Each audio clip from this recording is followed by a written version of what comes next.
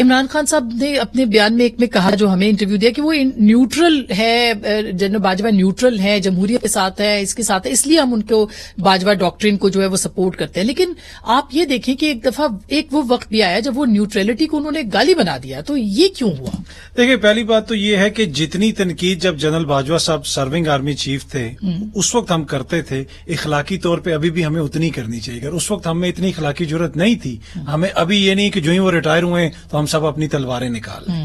دوسری بات یہ ہے کہ دیکھیں، آئی ٹوٹلی ایگری، اور ہم تو ان کے دور میں ان کو تنقید کا نشانہ بناتے رہے ہیں. اب وہ چلے گئے ہیں تو اب ہم ان کے اوپر تنقید، خوبصورت بات ہے، آبجیکٹو باتیں کریں، ٹھیک ہے، لیکن پی ٹی آئی اس سے بالکل الگ کر رہی ہے. وہ آج تنقید کر رہی ہے، اس وقت وہ تعریف کرتے تھے. وہ تو ابھی تو آپ نے اتنی لمبی چارج شیٹ دکھائی کہ اس زمانے میں بھی کیا کچھ کہہ گئے، اور میر جعفر، میر صادق، وہ سارا آپ کہے اس زمانے میں بھی کہہ رہے تھے. نہیں، اس زمانے میں نہیں، ابھی 8 مہینے پہلے، یہ 8 مہینے پہلے بات. دیکھیں، 8 مہینے کا دور ہے، 8 مہینے کا، اس سے پہلے تو لو افیئر تھا نا. اس 8 مہینے میں ہم نے بہت کچھ دیکھا.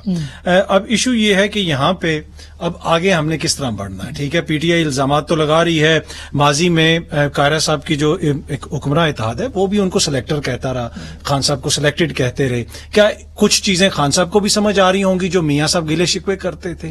اب مسئلہ یہ ہے کہ کیا ہم نے یہاں سے دوبارہ بحث کو اداروں کی طرف لے کے جانا ہے یا بحث کو سیاست کی طرف موڑنا ہے؟ اس میں کلیدی کردار سیاستدان ہی ادا کر سکتے ہیں. اس لیے کہ مجھے پتا ہے کہ میں یہاں پہ قائرہ صاحب پہ جتنی مرضی تنقید کر کے اٹھوں نا، مجھے کوئی ڈر نہیں ہے. اگر اس طرف جب جاتے ہیں تو ہمیں بھی پتا ہے کہ ہماری کیا حدود ہیں. اگر وہ لوگ مزید سیاست میں آئیں گے تو اس سے ہمارا بھی نقصان ہے، سوسائٹی کا بھی نقصان ہے، اور اوور آل ملک کا نقصان ہے. اور ایک اور چیز جو بڑی امپورٹنٹ ہے، دیکھیں، باجوہ صاحب نے کہا کہ ہم سیاست سے الگ ہو رہے ہیں، اور مجھے پورا یقین ہے کہ ادارہ ہوگا، اس لیے کہ پازیٹو سوچنا چاہیے.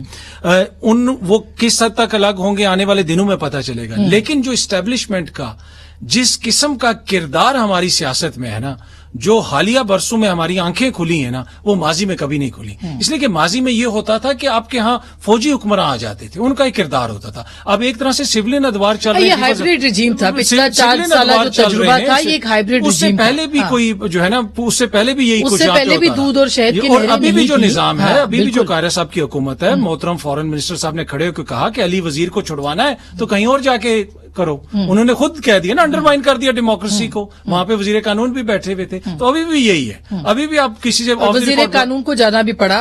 دیکھیں، پر بات انہوں نے سچی کر دی نا. اور اس دن محسن داوڑ صاحب نے بھی کہا نیوٹرل حوالدار نے مجھے، لیکن وہ گالیاں نہیں دی انہوں نے. نہیں، نیوٹرل حوالدار تو انہوں نے تاثر تو یہی دے دیا نا کہ میری حکومت، یہ نہیں کہا کہ چھپ کے ملیں اور بعد میں کہے کہ جنرل باجوہ گالی دینا تو غلط بات. میں صرف یہ کہہ رہا ہوں کہ تاثر ابھی بھی حکمراں ہمیں یہ دے رہے ہیں کہ ہمارے ہاتھ میں کچھ نہیں ہے، وہ ہمیں ان کے ہاتھ میں سب کچھ. یہ میں نے ویسے پوچھنا ہے کہ تاثر کیوں دے رہے ہیں. منیب کو لے لوں. منیب